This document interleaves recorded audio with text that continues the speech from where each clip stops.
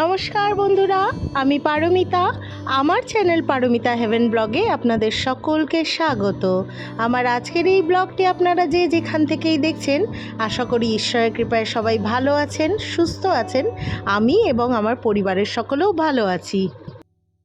বিগত 2-3 দিন ধরে আমার ব্লগ ঠিকমতো পোস্ট করা হচ্ছে না, আমি সময় মতো আসতে পারছি না।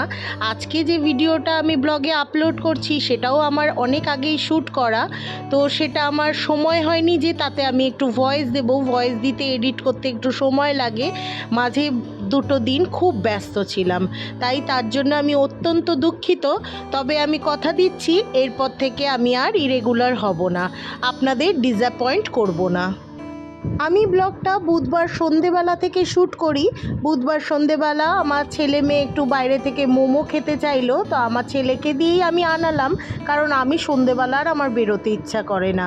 তো ওকে বললাম যদি খেতে হয় তাহলে তোমাকে আনতে যেতে হবে। ও একবার বললো যে অনলাইন অর্ডার দিয়ে দাও, কিন্তু আমার অনলাইন অর্ডার দিতে খুব অসুবিধা না হলে আমি অনলাইন অর্ডার পারতপক্ষে অ্যাভয়েড করি। তার কারণ আমার 2-3টে জিনিসের জন্য ওরা এতটা ডেলিভারি চার্জেস নেবে যে আমার মনে হবে ওই ডেলিভারি চার্জেসে আমি আরও একটা অন্য কোনো খাবার পেয়ে যাব।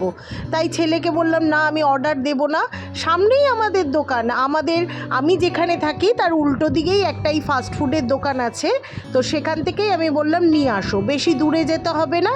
তো সেখান থেকে মোমো নিয়ে এসছে আর শেফালি নিয়ে এসছে।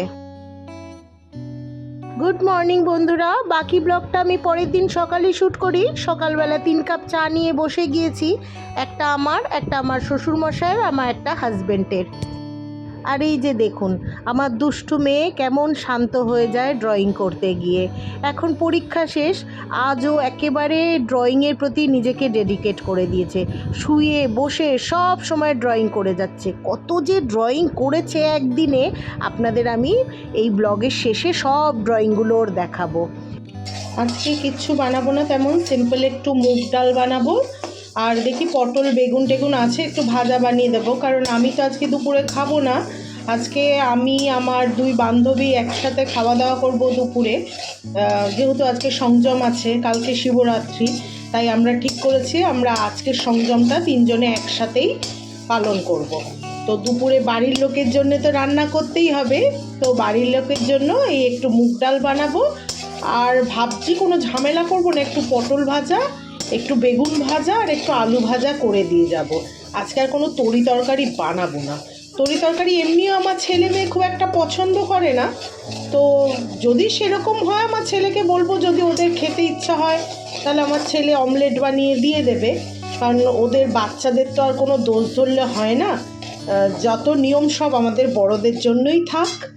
দেখুন কেমন নিজের মতো করে চুল বেঁধেছে, কি সুন্দর করে। আস্তে আস্তে বড় হচ্ছে তো, আর মেয়েরা বোধহয় নিজেদের একটু পরিপাটি করে রাখতেই ভালোবাসে। ডাল সেদ্ধটা হয়ে গেছে, আর এখানে বেগুন আর পটল ভাজাটাও হয়ে গেছে, আলু ভাজাটা হচ্ছে। এবার ডালটা ফুটে গিয়েছে, সম্বার দেওয়াও হয়ে গিয়েছে। ব্যাস, আজকের মতো আমার রান্না শেষ। এবার সব একে একে খেতে দেওয়ার পালা, কিন্তু আমি খেতে দেব না, আজকে আমি স্নান করে বেরিয়ে যাব, যে যার মতো নিজের মতো বেড়ে নিয়ে খাবে। ঘরের সকলের জন্য রান্না বান্না করে যাচ্ছি, এবার যাব আমি স্নান করতে, আর স্নান করে সোজা চলে যাব বান্ধবীর বাড়িতে। ওখানেই আমাদের সবার খাওয়ার জন্য নিরামিষ রান্নার ব্যবস্থা হয়েছে, একদম সম্পূর্ণ নিরামিষ। এই দেখুন কত আয়োজন, পনিরের তরকারি, এঁচোড়ের তরকারি, ডাল, একটা পাঁচমিশালি তরকারি, আলু ভাজা, তার সাথে আমি একটু সাদা দই নিয়ে গিয়েছিলাম, কারণ খাওয়ার পরে আমার একটু দই খেলে মুখটা ভালো লাগে, ফ্রেশ লাগে। আবার চাটনিও ছিল, আবার ওইদিকে অন্তরা আবার মিষ্টিও আনিয়েছিল। মানে সংযম না অন্য কিছু। আগের দিনে সংযমে 1 সেদ্ধ ভাত খেত, আর এখন দিনে দিনে সব পাল্টে গেছে। দেখুন আমরা পঞ্চব্যঞ্জনে খাবার খেয়ে আবার এই আইসক্রিমটা বাকি রাখি কেন? অবশ্য আইসক্রিমটা আমাদের খাইয়েছে আমাদের সোনা মেয়ে পামেলা। দুপুরে অত কিছু খেয়ে পেট তো একেবারে আইঢাই। খানিকক্ষণ আড্ডা মেরে বিকেলবেলা আবার বাড়িতে আসি। ভাবলাম খানিকক্ষণ বাড়িতে বিশ্রাম নিয়ে রাতে সবার খাবারটা বানিয়ে দিয়ে আবার রাতে চলে যাব অন্তরার বাড়িতে, কারণ ওখানেও রাতের খাবার দাবার আবার একসাথে আমরা খাবো। আমরা তিনজনে একসাথে উপোস করব বলে ঠিক করেছি, তাই একসাথেই সব এক জায়গায় আমরা সব কিছু করছি। বিকেলে একটু ছাদে পাইচারি করছিলাম, অনেক দিন ছাদে আসি না। আমার ক্যাকটাস গাছের ফুলটাও দেখলাম অনেকটা বড় হয়ে গিয়েছে, আর একটু হাঁটাহাঁটি করতে বিকেলে ভালোই লাগছিল। পেটটাও হালকা হয়ে যাচ্ছিল, নয় পেটটা না একদম শক্ত হয়ে গেছিলো এত কিছু খেয়ে।